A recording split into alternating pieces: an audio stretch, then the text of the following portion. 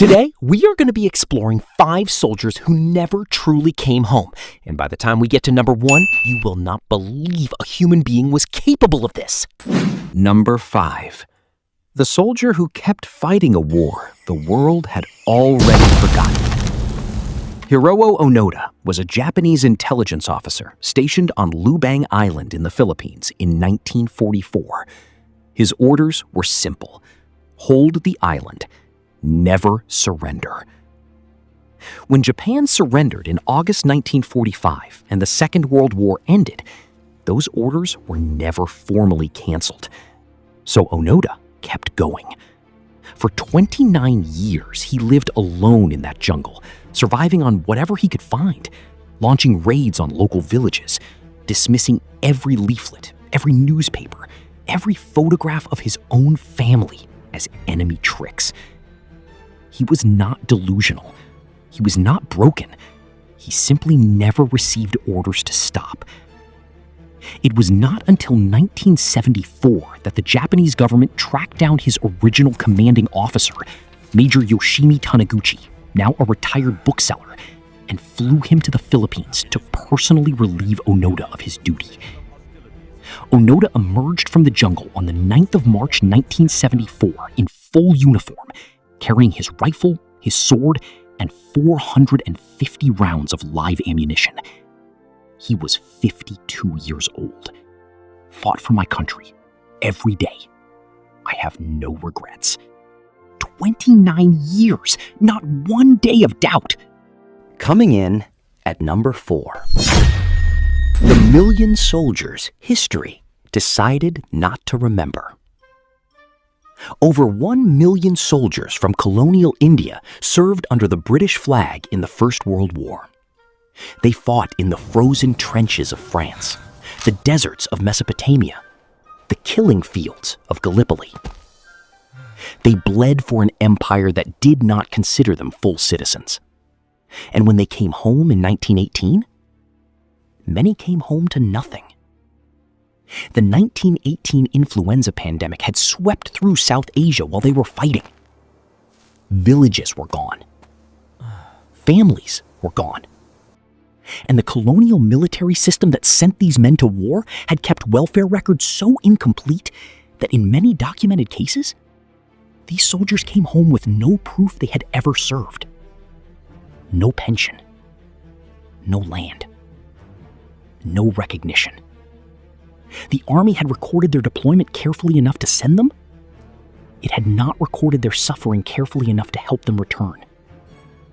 Over 1 million men. And the world that most people know about World War I barely mentions them at all. History remembered the Western Front. It forgot the people who held it up.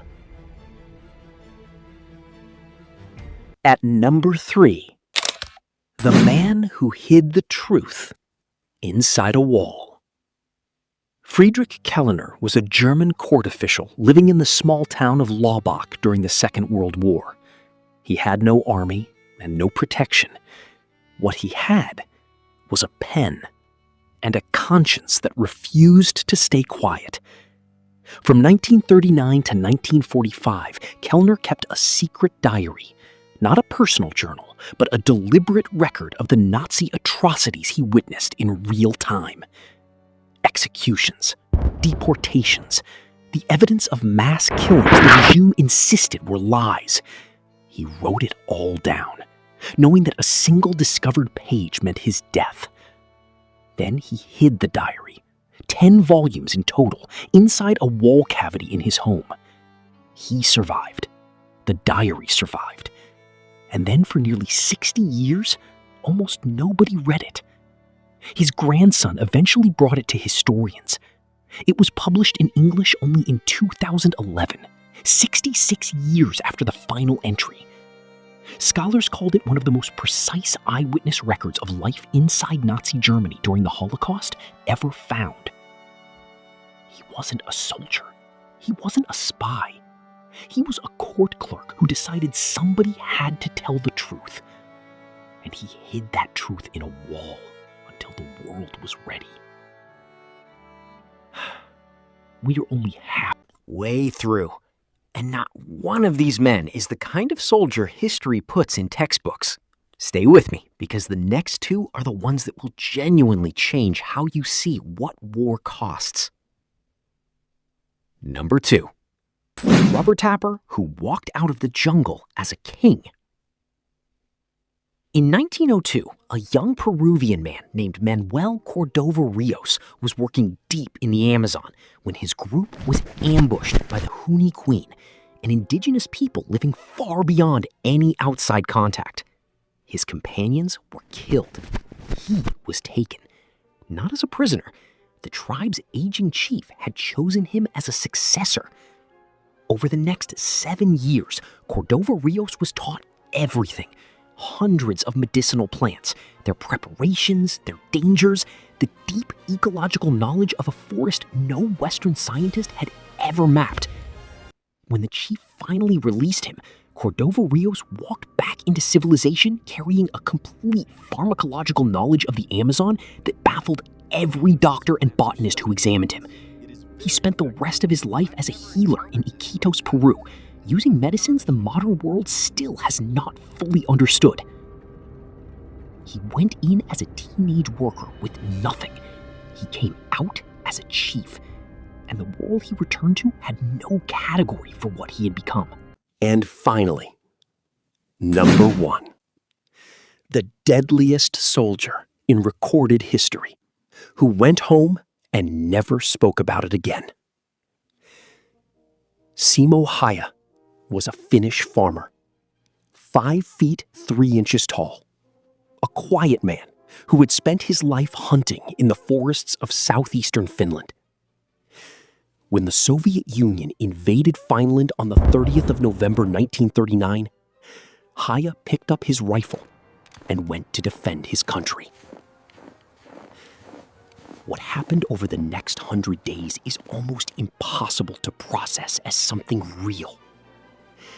In temperatures dropping to minus 40 degrees Celsius, dressed in white camouflage, lying motionless in the snow for hours at a time, Haya accumulated over 500 confirmed kills against Soviet forces. 500. The Soviets called him the White Death. They sent counter-snipers. They called in artillery strikes on his position. Nothing worked. He kept going, day after day, motionless, patient, invisible. Then, on the 6th of March 1940, 11 days before the war ended, an explosive bullet tore away half of his jaw. He was carried off the field unconscious. The doctors expected him to die before morning. He woke up on the day the peace treaty was signed. After years of reconstructive surgery, journalists eventually found him. They asked him how he felt about holding the deadliest individual combat record in modern military history. I did what I was told to do, as well as I could. These 5 men were asked to give everything. Some gave it in jungles, some gave it in snow, some gave it sitting alone at a desk, writing the truth in secret, knowing every word could be their last. What connects them is not just courage. It is something quieter. The refusal to abandon what they believed in, even when no one was watching, even when history had already moved on without them. The names in the history books are not the whole story. They never were. If any of these stories stayed with you, drop a comment and tell me which one. I read every single one. And if you think more people should know these names, share this video. These men deserve more than a footnote. Before you go, there is a video right here about another group of people history sent into impossible situations and quietly forgot. You need to see it.